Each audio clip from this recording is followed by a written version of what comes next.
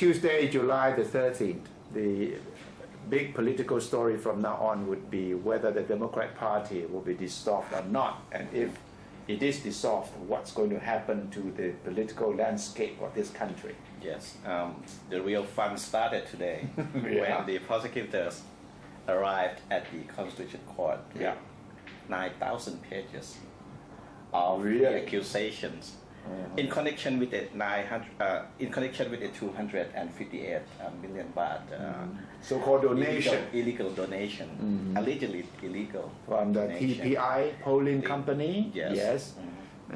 What is going to happen, you think? Oh, that's what the Democrats are wondering about. The problem is nobody knows what's going to happen, and this is what we should be worried about, because officially today Thailand set sail into the real storm today. That's right.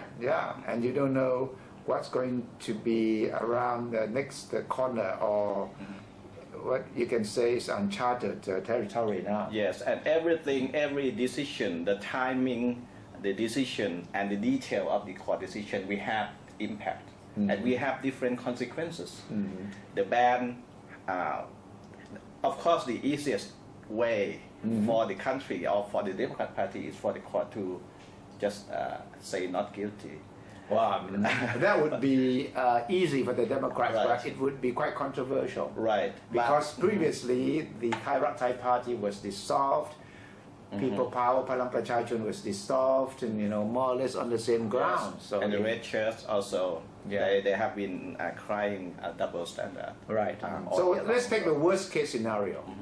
If the Constitutional Court rules the Democrats have to be dissolved, what happens?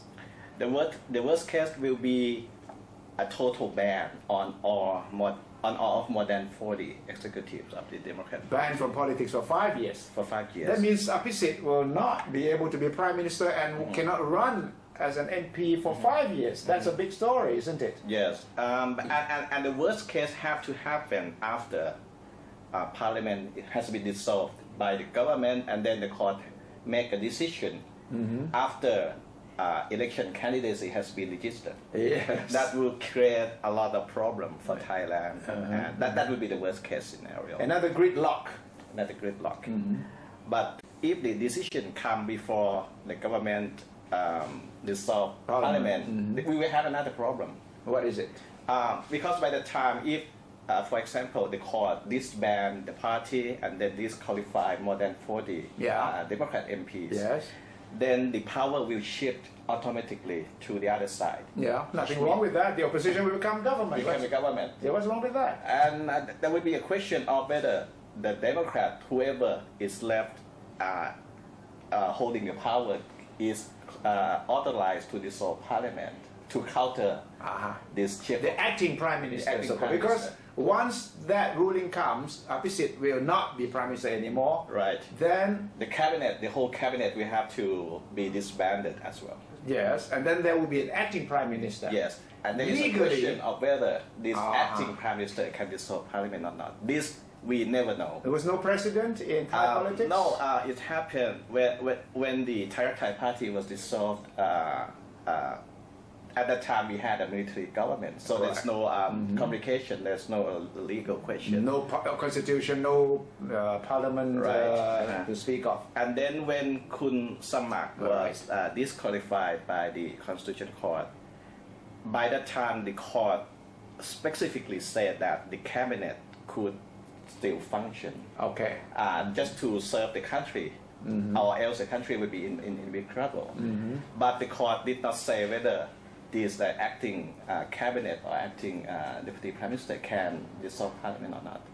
And because no decision was made on that issue, there was not a precedent. And then we have in 2008 the People Power Party was dissolved, and Kun Chawalat, the deputy prime minister at that time, was acting. He could have dissolved Parliament, or at least make us know that he is empowered to do that or not, but he didn't do that. So he chose to just let the Parliament select a new Prime Minister. So now if this happens this time, we don't know. We don't know. We don't know what the rules are. We don't know. We have a lot of debate and argument and everything. That is only part one of our analysis of the upcoming political turmoil, should we say, because there's still other aspects. For example, what will happen to the Democrat Party if that decision is made? Will it become a new party? Will there be a backup party?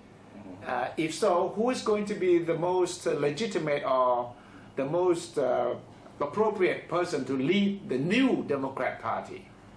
All these questions will come up, and we will keep you well informed with the next part of our analysis.